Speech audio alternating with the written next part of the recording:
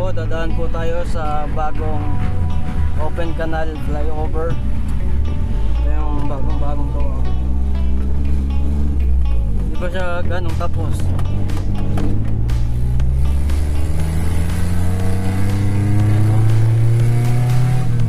Accessible na. Ayan.